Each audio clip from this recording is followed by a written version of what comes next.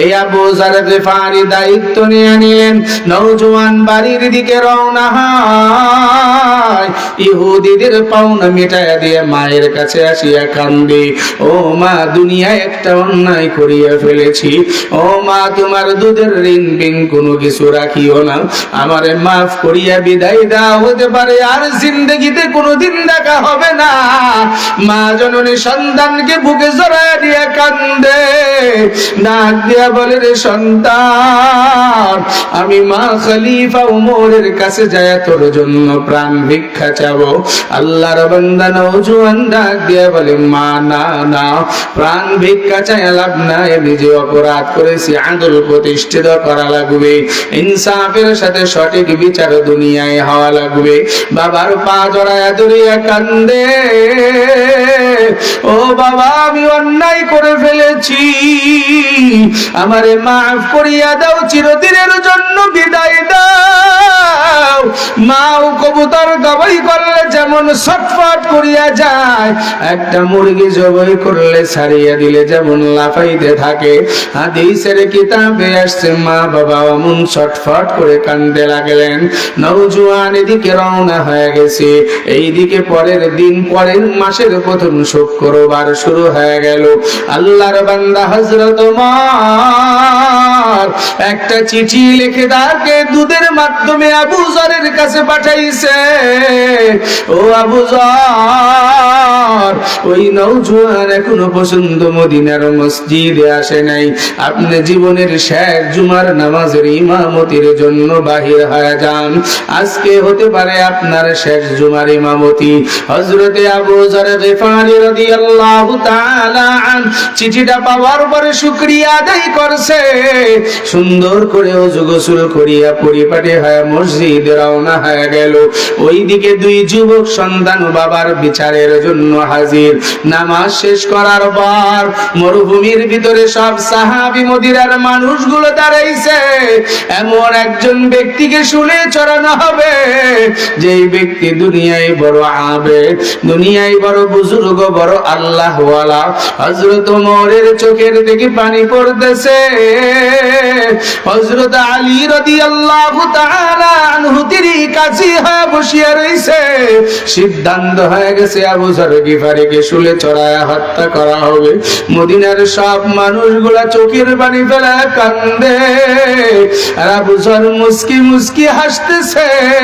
হযরত ওমর ডাক দিয়া বলে, ও ভাই আবু যর, সব মানুষগুলা তোমার শোকে কান্দতে কান্দতে বেকারার হয়ে গেল, আর তুমি কেন মদিনার জমিনে শুলে উঠতেছো আর হাসতেছো? আবু যর শুকরিয়া আদায় করে বলে, মালিক, দুনিয়ায় আমি আবু যরের কোনো আমল নাই, কোন আমল দিয়া তুমি আমারে মাফ করবা? একটা নওজোয়ান মুসলমানের অন্যায়ের কারণে তার প্রতিদ্বন্দ্বী হয়ে দুনিয়ায় আমি বিচারের কাঠগড়ায় দায়িত্ব নিয়ে দাঁড়ায় গেলাম। ও মালিক, তুমি আমার ওই ভাইটারে মাফ করিয়া দিও, এই ওসিলায় আমার মাফ করিয়া জান্নাত দিয়া দিও। যখন আবু যর গিফারিকে উঠাইবে, ঠিক ওই সময় এক নওজোয়ান দৌড়ে এসে বলে, খলিফাতুল মুসলিমিন, 10টা মিনিট কি অপেক্ষা করা যায় না? আমি উঁচু টিলার উপরে উঠিয়া মদিনার প্রান্তরে তাকায় দেখলাম একজন যুবক ধুলা বালি উড়ায়া ঘোড়া নিয়ে আপনার কাছে আসতেছে, একটু কি 10টা মিনিট অপেক্ষা করা যায় না? সাথে সাথে হযরত ওমর আবু যর গিফারিকে নামায়া দিলেন। আবার ডাক দিয়া বলে, ও মদিনার মানুষ, একজন ধুলা উড়ায় আসতেছে, 10টা মিনিট দাঁড়াও। দেখে 10 মিনিটের ভিতরেই নওজোয়ান ঘোড়া নিয়ে সামনে দাঁড়ায় গেল। পুরা শরীরের ভিতরে ধুলা যুক্ত হয়ে গেছে। খলিফার সামনে জিয়া মাথা নত করে দাঁড়াইছে আর ডাক দিয়া বলে, খলিফাতুল মুসলিমিন, আমি যথা সময় আসিয়া পৌঁছায়া যাইতাম। রাস্তায় আমার ঘোড়ার জিনপোস্টটা ছিঁড়ে গিয়েছিল, ঘোড়া দূরে হারায় গিয়েছিল, তার তালাশ করতে দেরি হয়ে গেছে। ও খলিফাতুল মুসলিমিন, আমারে মাফ করিয়া দেন আর আমার ভাই আবু যরকে ছাড়িয়া দেন। আমি আসছি, বিচারটা আমার সঙ্গে করায়া দেন, কেননা ওই বৃদ্ধকে আমি যুবক হত্যা করে ফেলেছি। হযরত ওমরের চোখের দিকে পানি গড়ায় পড়তেছে। যখন জল্লাদকে আদেশ করা হলো আবু যরকে নামাও, মদিনায় কান্নার রোল পড়িয়া গেছে। ওই নওজোয়ানকে যখন শুলের উপরে উঠায়া দিছে, ওই বৃদ্ধর দুইটা সন্তান নওজোয়ান সামনে এসে দাঁড়াইছে, নাক দিয়া বলে, খলিফাতুল মুসলিমিন, যেই মানুষটা 350 মাইল থেকে দূর থেকে ছুটে আসছে ন্যায় ইনসাফ বিচার কায়েম করার জন্য, আমরা দুই ভাই বুঝতে পেরেছি আমার এই ভাই দুনিয়ায় ইচ্ছা করে আমার বাবারে হত্যা করে নাই। বাবার বিরুদ্ধে যে আপিল দায়ের করেছিলাম, ও খলিফা, আমরা দুই ভাই আমার এই ভাইটারে মাফ করিয়া দিলাম। ওই দুই ভাই দাঁড়ায়া বলে, ও খলিফা, বাবা হারিয়েছি তাতে কি হয়েছে? নবীর হাদিস অনুযায়ী সাচ্চা মুমিন একজন ভাই আমরা পেয়েছি। আমার এই ভাইয়ের মদিনায় কেউ নাই, আমরা দুই ভাই তারে আপন ভাই বানায় নিলাম, আমরা দুই ভাই নওজোয়ানকে মাফ করে দিলাম। হযরত ওমর ডাক দিয়া বলে, রে আল্লাহ, ন্যায় ইনসাফ প্রতিষ্ঠিত করার জন্য বিচারের কাঠগড়ায় দাঁড় করিয়েছি, কোরআন সুন্নাহ অনুযায়ী যেই বিচার হবে দাঁড় করায়া দিলাম। রব্বে কারীম তখন দুই সন্তান মাফ করে দিছে, আমি আর পারবো না ওর গর্দান আলাদা করিয়া দিতে। খলিফা মাফ করায়া দিলেন নওজোয়ানের হাত ধরিয়া। ওই দুই ভাই তার বাড়ির দিকে রওনা হয়ে যায়। একটু জবান খুলে বলেন না সুবহানাল্লাহ। হযরত ওমর দুনিয়ায় কেমন ইনসাফ ওয়ালা ছিলেন, কেমন ন্যায় পরায়ণকারী ছিলেন, কেমন বিচারক ছিলেন। পরদো জাহানের খলিফা আঙ্গুলের ইশারা দিয়ে রাষ্ট্র পরিচালিত করেছেন। আজকে যারা সমাজ প্রধান হতে চাও, আজকে যারা দুনিয়ায় রাষ্ট্রের নায়ক হতে চাও, আজকে দুনিয়ায় যারা চেয়ারম্যান, মেম্বার, এমপি, মন্ত্রী হতে চাও, সমাজের ভিতরে দায়িত্বশীল হতে চাও, তাদের জন্য হযরত ওমরের জীবনী পড়া ফরজে আইন। ঠিক না বে ঠিক? জোরে বলেন। যে ওমর রাতের গভীরে ঘুরে ঘুরে দেখতেন প্রজাদের কি হালাত, আজকে তোমার আমার নেতারাও রাতের বেলায় ঘুরে কোন মানুষের থেকে সংবাদ লুণ্ঠন করা যায়। ঠিক না বে ঠিক? জোরে কাও। হে নবীর আশিক উম্মতের দল, কিন্তু হযরত ওমর রাতের অন্ধকারে ঘুরিয়া বেড়াইতেন। রব্বে কারীম আমারে দায়িত্ব দিয়েছেন, আমার এই দায়িত্ব যথাযথ পালন করার জন্য চেষ্টা করা লাগবে।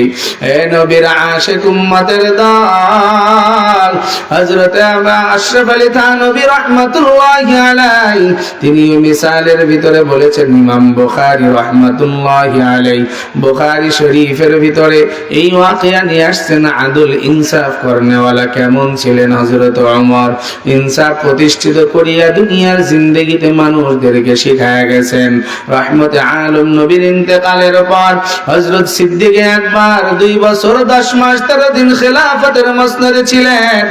এরপরে যখন খলিফাতুল মুসলিমিন হযরত ওমর সিংহাসনে বসলেন, একজন যুবক বহুদূর সফর করার জন্য রওনা হয়ে গেছে। আল্লাহর বান্দা যুবক, নবীর সাহাবী, অনেক দূর যাইতে যাইতে যখন ক্লান্ত হয়ে পড়েছেন, লম্বা কথা সংক্ষেপে বোঝানোর জন্য বলতেছি, আজকে দুনিয়ায় তোমার আমার আদল নাই, ইনসাফ নাই, নাই পরায়ণতা নাই। একটু দিলের কান দিয়া শুনিয়া মনটারে বুঝাও, আমার ভিতরে এই যদি ভুল থেকে থাকে, জয়দানে বসিয়া কাজ দিলে তওবা করিয়া নাও। আল্লাহর কাছে চোখের পানি ফেলায় কান্দা লাগবে, আর সঠিকভাবে চলার জন্য চেষ্টা করলে মাওলা রাস্তা আসান করে দিবে। আল্লাহর বান্দা যুবক যখন উট নিয়ে রওনা করেছে, ক্লান্ত শ্রান্ত হওয়ার পর একটা খেজুরের বাগানের সঙ্গে উটটা বাঁধিয়া রাখছে, একটু বিশ্রাম নেওয়ার জন্য একটু চক্ষুটা বন্ধ করেছে। আর ঘুম থেকে উঠিয়া দেখে আমার উট আর পাওয়া যায় না। উট তালাশ করতে করতে পাশের জমিনে যায়, দেখে উট পড়িয়া রয়েছে, উট মারা গেছে। পাশে একটা বৃদ্ধ মানুষ বসিয়া রইছে, বুদ্ধ বসিয়া বসিয়া কাঁদতেছেন। আল্লাহর বান্দা যুবক ডাক দিয়ে বলে, ও বুদ্ধ বাবা, এই জায়গায় আমার এই উটটা পড়িয়া মরিয়া রইছে, কে মারছে জানো নাকি? বৃদ্ধ ডাক দিয়া বলে, বাবা উটের মালিক তুমি?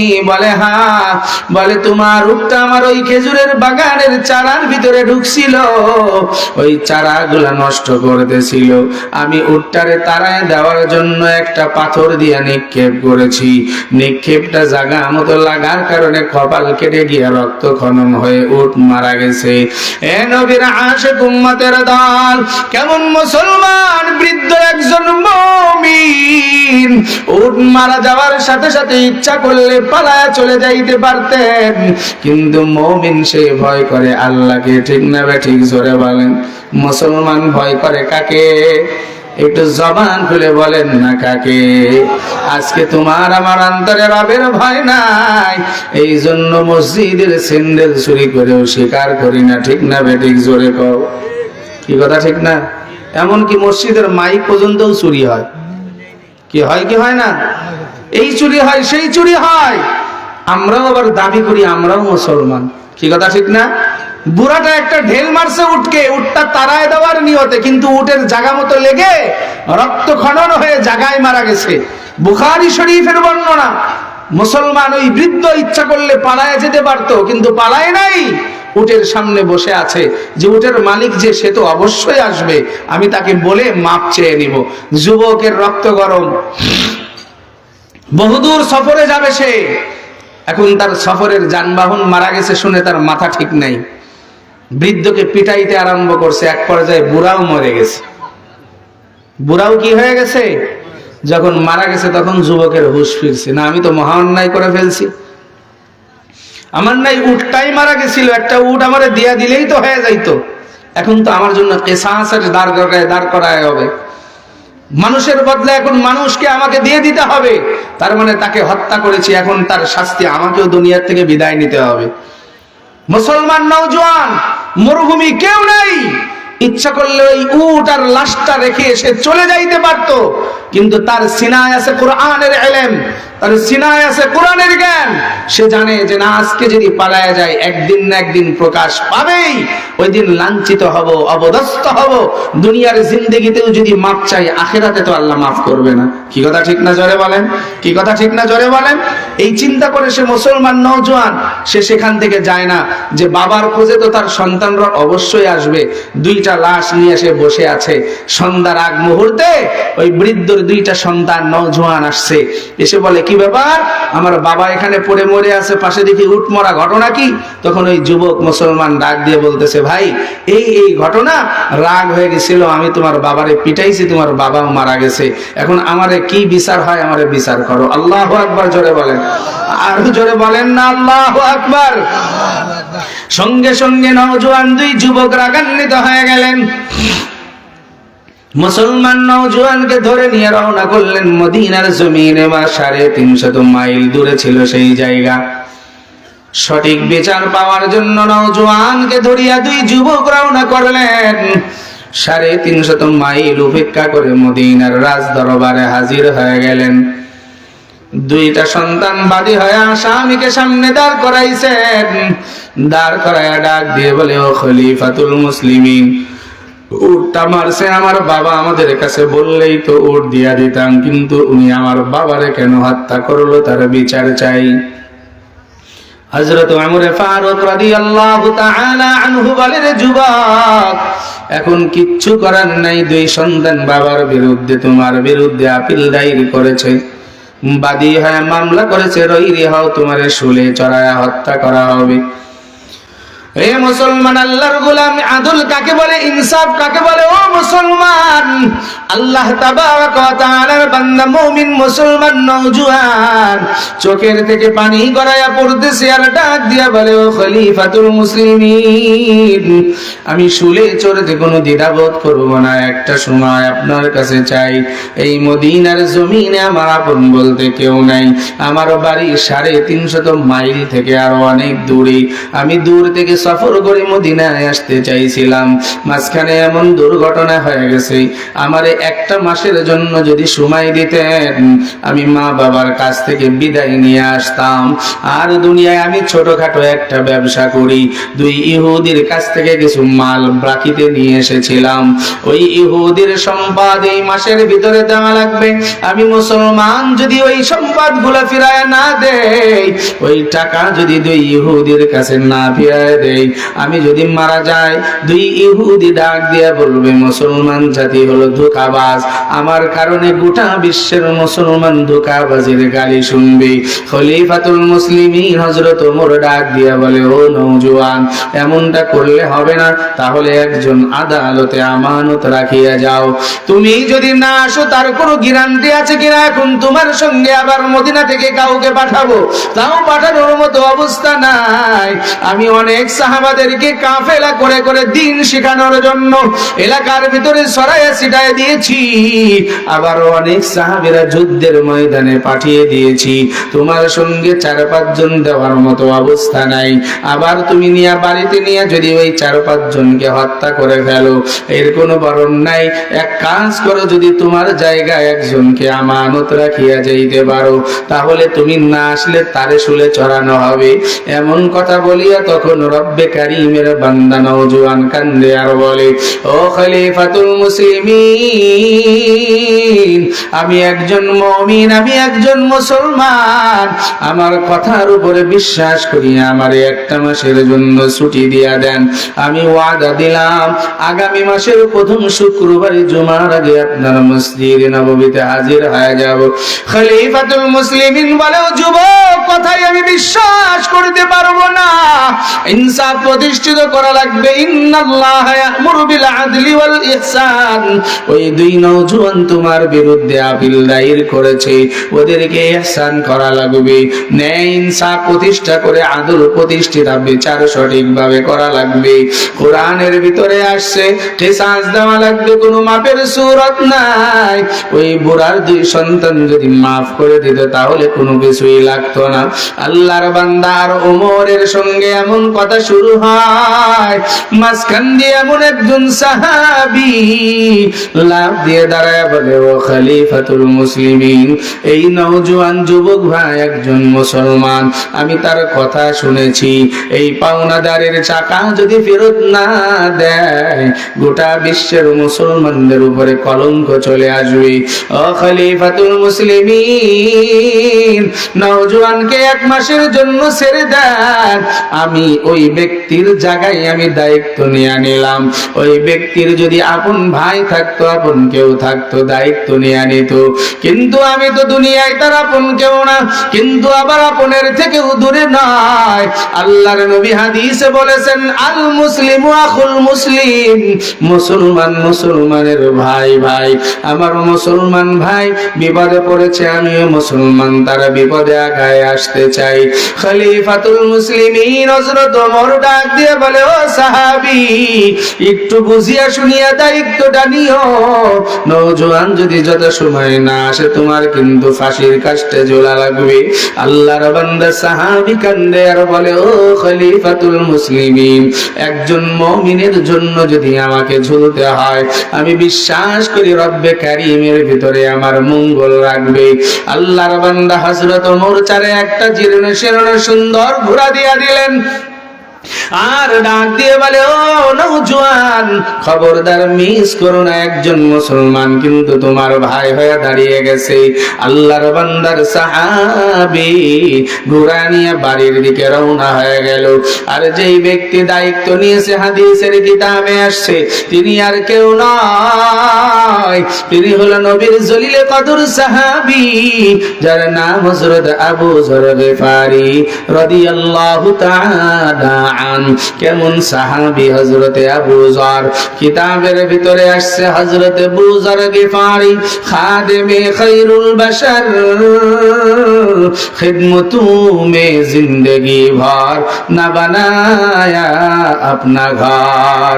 যে আবু যর গিফারি রাসূলকে তো ভালোবাসেন, নবীর অনুসরণ করতে গিয়ে দুনিয়ায় ঘর সংসার করেন নাই, যে আবু বকর আবু যর গিফারিকে রব্বে কারীম ভালোবাসেন, আসেন যে আবু যর গিফারি রাদিয়াল্লাহু তাআলা আনহু কি আসমান জমিনের গোটা পৃথিবীর সব ফেরেশতারা তার জন্য দোয়া করে।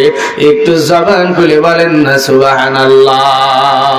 এরে নবীর আশিক উম্মত কেন কেন জানতে চাও?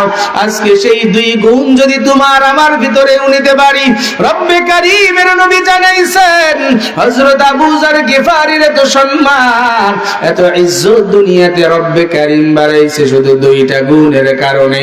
আমার কোন উম্মত যদি ওই দুইটা গুণ তার সিনার ভিতরে নিয়ে চলতে পারে, এই দুইটা আমল দুনিয়ায় করিয়া যদি রবের কাছে যাইতে পারে, এই দুইটা আমল যদি আঁকড়ে ধরিয়া নেয়, আল্লাহর নবী জানায় দিলেন আবু যর গিফারির জন্য যেমন ফেরেশতারা দোয়া করে, যেমন ফেরেশতারা তার জন্য রব্বে কারীমের কাছে মাগফিরাত কামনা করে, আমার কোন উম্মত যদি এই দুইটা গুণের অধিকারী হয়, আমি রাসূল জানায় গেলাম ওই উম্মতের জন্য ফেরেশতারা মাগফিরাত রহমতের দোয়া করবে।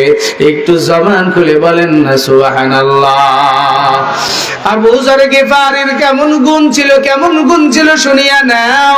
জিবরাইল আলাইহিস সালাতু ওয়াস সালাম পয়গম্বরের সামনে বসা ইলমে দ্বীন অর্জনের জন্য আসছে, নবীর কাছে ওহী নিয়ে হাজির হয়ে গেছে। আল্লাহর নবী আর হযরত জিবরাইল কথা বলতেছে, ঠিক ওই সময় আল্লাহর নবীর সাহাবী হযরত আবু যর গিফারি মাথা নিচু করে হাঁটিয়া হাঁটিয়া যায়। জিবরাইল ডাক দিয়া বলে, ও পয়গম্বর, চায় দেখেন আপনার জলিল কদর আপনার কাছের সাহাবী হযরত আবু যর কেমন নম্র ভদ্র হয় রাস্তায় মাথা নিচু করে হাঁটে। আল্লাহর নবী ডাক দিয়ে বলে, ও ভাই জিবরাইল, আপনি আবু যর গিফারিকে কেমনে চেনেন?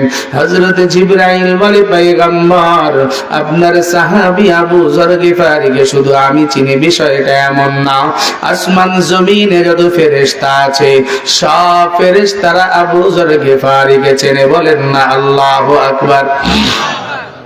আল্লাহর নবী আশ্চর্য হয়, ডাক দিয়ে বলে, ও ভাই জিবরাইল, কেমনে চেনেন, কেমনে চেনেন? ও মুসলমান আল্লাহর গোলাম, দিলের কান দিয়া শোনো। জিবরাইল তার জবান দিয়া রাসূলকে জানায়া দিলেন আবু যরের দুইটা গুণের কারণে আল্লাহ তারে ভালোবাসে, এই জন্য গোটা বিশ্বের ফেরেশতারা তাকে মহব্বত করে। আল্লাহর নবী বলে, কি দুইটা গুণ? এক নাম্বার গুণ হলো লিসিগারিহি ফি নাফসিহি, নিজেকে সব সময় ছোট মনিয়া করিয়া চলতেন। আবু যর গিফারি কখনো মাথা উঁচু করে কারোর সঙ্গে কথা বলতেন না, দুনিয়ার জিন্দেগিতে নিজেকে ছোট মনে করতেন, নিজেকে সব সময় মাথা নিচু করে রাখতেন। এক নম্বরে গুণ ছিল নিজেকে সব সময় ছোট মনে করতেন। আর দ্বিতীয় নাম্বার গুণ লিকাসরাতি সূরাতিল ইখলাস ফি তিলাওয়াতিল কোরআন, বেশি বেশি সূরা ইখলাস তেলাওয়াত করতেন।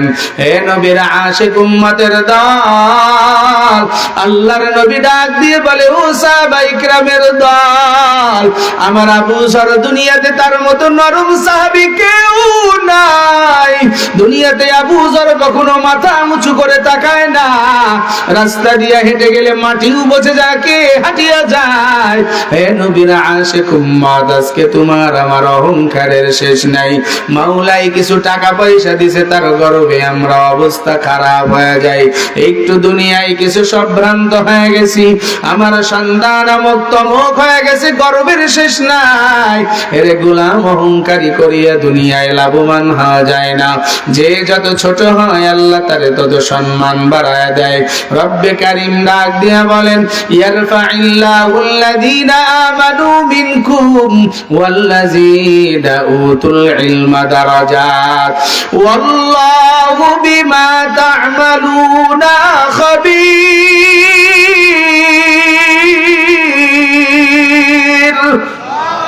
আল্লাহ জানায় দেয়, রে গোলাম, দুনিয়ায় যত নিচু হবি, যত নত হয়ে চলবি, আমি আল্লাহ তোর সম্মান বাড়ায়া দিব। আর দ্বিতীয় নাম্বার, হযরত আবু যর গিফারি বেশি বেশি সূরা ইখলাস তেলাওয়াত করতেন। আল্লাহর নবী ডাক দিয়ে বলে, উম্মতের দল, একটা আমল দুনিয়ার জিন্দেগিতে করিয়া যাও। একবার সূরা ইখলাস যদি কেউ তেলাওয়াত করে, কোরআনের 10 পারা তেলাওয়াত করলে যেই নেকি হয়, আল্লাহ একবার সূরা সূরা ইখলাস তেলাওয়াত করলে কত নেকি আমলনামায় দিয়া দেয়। একটু জবান খুলে বলেন না সুবহানাল্লাহ। দুইবার যদি কেউ সূরা ইখলাস পড়ে 20 পারা কোরআনের তেলাওয়াতের সওয়াব হয়। তিনবার যদি কেউ সূরা ইখলাস তেলাওয়াত করিয়া যায়, আল্লাহর নবী ডাক দিয়ে বলে গোটা কোরআন শরীফ খতম করার সওয়াব দেওয়া হয়। এ বাবাজিরা, কোরআন শরীফের সূরা ইখলাস তেলাওয়াত করতে বেশি সময় লাগে না। যদি এমন করে পড়ো বিসমিল্লাহির রহমানির রহিম, কুল হুয়াল্লাহু আহাদ আল্লাহুস সামাদ লাম ইয়ালিদ ওয়া লাম ইউলাদ ওয়া লাম ইয়াকুল লাহু কুফুয়ান আহাদ, মাত্র 10টা সেকেন্ডের ভিতরে সূরা ইখলাস শেষ হয়ে যায়।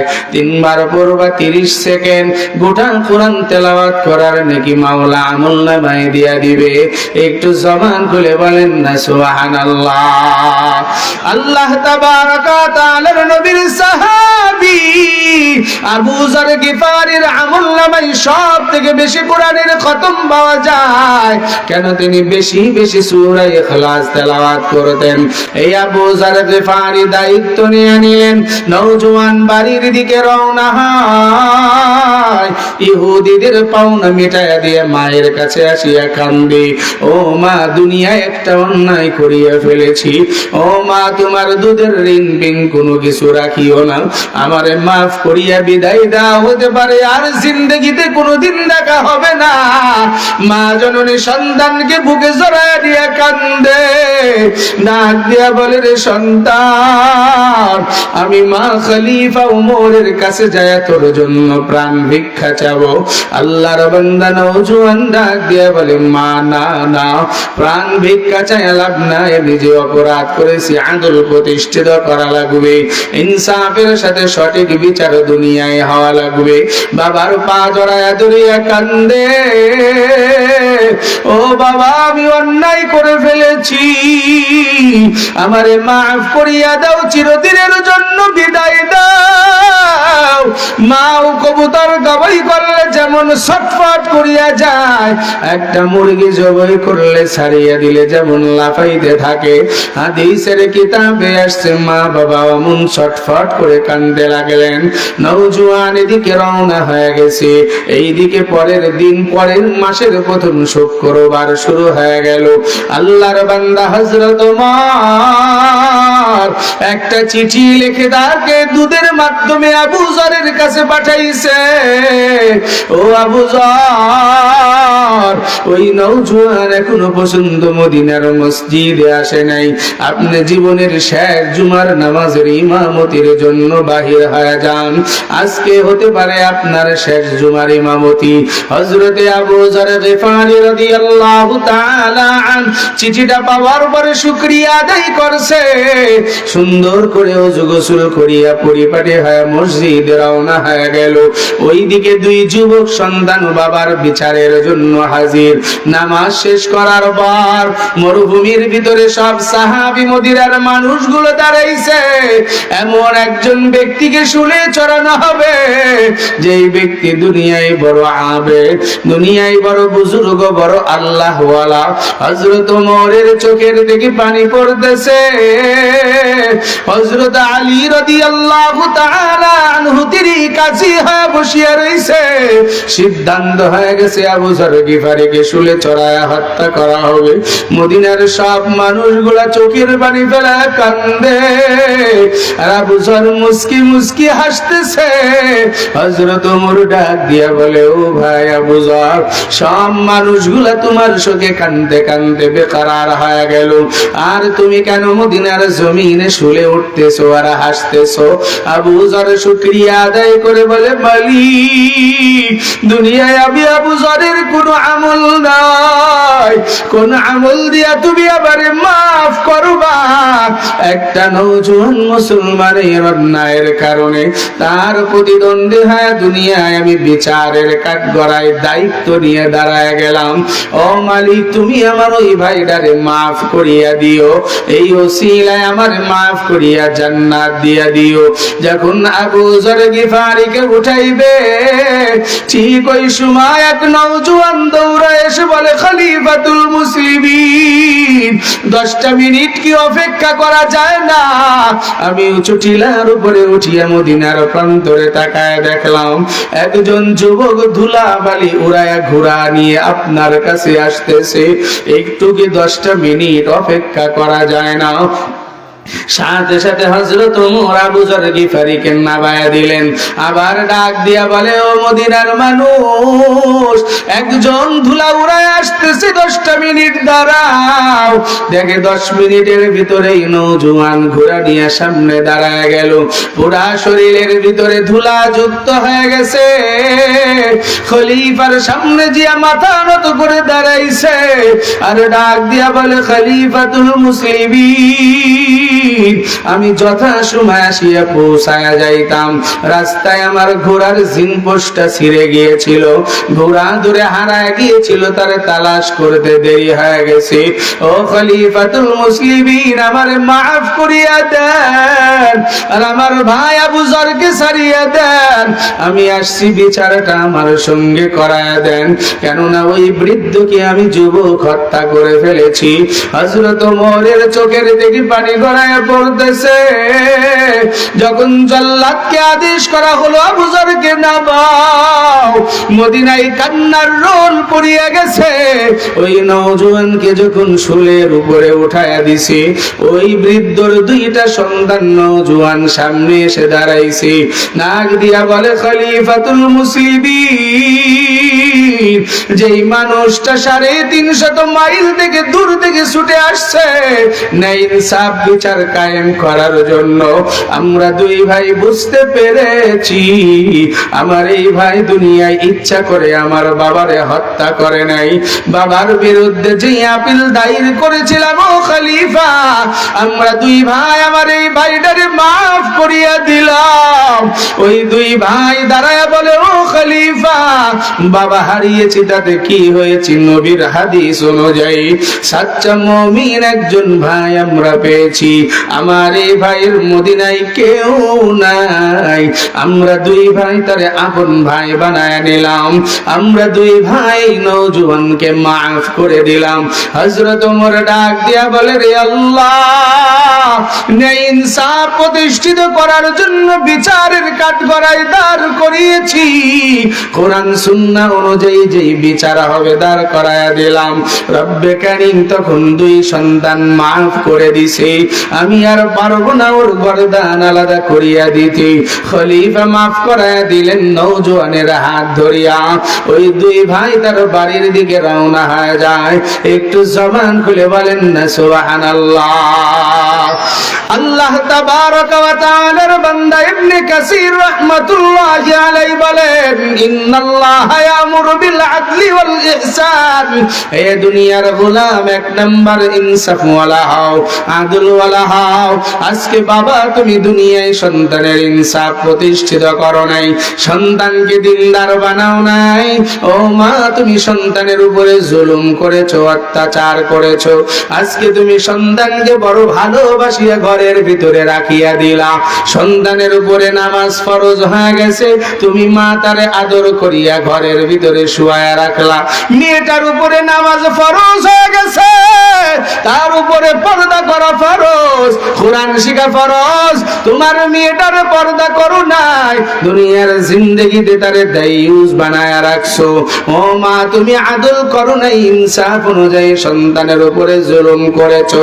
এই নাই প্রতিষ্ঠিত যদি দুনিয়ায় না করতে পারো, খোদার কসম করিয়া বলিয়া থয়ে গেলাম, হাসরের ময়দানে এমন করে 2 যুবক যেমন তার বিরুদ্ধে আপিল দায়ের করেছিল। আজকে সন্তানকে নামাজ শেখাও নাই, সন্তানকে কোরআনের তালিম দাও নাই, সন্তানকে দিনদার বানায় যাও নাই। ওই হাসরের ময়দানে এই সন্তান তোমার বিরুদ্ধে আপিল দায়ের করে বলবে, আল্লাহ রব্বানা আতিহিম দি'ফাইনি মিনাল আযাব ওয়া ওয়ালাআনহুম লা'নান কাবীরা। ও মালিক, আমার বাবাই যদি আমার বিদেশে না পাঠাইতো, আমার বাবাই যদি জেনারেল শিক্ষিত না বানাইতো, আমার বাবাই যদি আমার চাকরি না দিয়া দিত, আমার বাবাই যদি আমার ব্যবসায় দুনিয়ায় প্রতিষ্ঠিত না করতো, আমার যদি নামাজ শিখাইতো, আমি নামাজ শিখতাম, কোরআন শিখাইলে কোরআন শিখতাম, নবীর আদর্শ শিখাইলে আমি দুনিয়ায় শিখতে পারতাম। আমার মা বাবা শিখাই নাই। আপনি কোরআনে বলেছেন আতিহিম দিফাইনি মিনাল আযাব, আমাকে অপরাধী বানানোর কারণে আমার যে শাস্তি দিবা তার ডবল শাস্তি আজকে আমার মা বাবাকে দিয়া দাও। আল্লাহ ডাক দিয়া বলবেন নাফরমান, ও বুড়া বাবা, রাতের বেলায় তুমি উঠছো, ঠান্ডা পানি দিয়া ওযু করিয়া ঠক ঠক করে মসজিদে যাও, তোমার একজন দামড়া সন্তান বালেগ ঘরের ভিতরে শুয়ে আছে, তুমি তারে নামাজের জন্য নিয়ে যাইতে পারো নাই, মেয়েটারে পর্দার সহিত বাহির করতে পারো নাই, ঘরের ভিতরে নাতি আছে নাতনি আছে, বালেগা হয়ে গেছে, ইসলামের হুকুমা কামগুলা শিখাও নাই। আল্লাহ ডাক দিয়া বলে রে নাফরমান, আজকে জাহান্নামের সিঁড়ির গোড়ায় তোরে চিৎ করিয়া শোয়া দিলাম। হে নাফরমানের দল, আর ওই সন্তানকে ডাক দিয়া বলবে তোর মা বাবার বুকের উপরে পাড়া দিয়া জাহান্নামে যা। ও বাবা মা, ওই দিন কি সহ্য করতে পারবা? ওই দিন সহ্য করা যাবে না রে গোলাম। এই জন্য নিয়ত করে নাও, আজকে থেকে ন্যায় ইনসাফ প্রতিষ্ঠিত করব, সন্তানকে দিনদার বানাবো, সন্তান সন্ততি নাতি নাতনিকে দিনদার বানায় যাব। কেমন সন্তান গঠন করবা? আল্লাহর বান্দারা দিলের কান দিয়া শুনিয়া নাও। রব্বে কারীম দোয়া শিখাইছে মা বাবাকে, ইয়াকুলুনা রব্বানা হাব লানা মিন আজওয়াজিনা ওয়া যুররিয়াতিনা কুররাতা আ'য়ুনিন ওয়াজআলনা লিল মুত্তাকিনা ইমামা।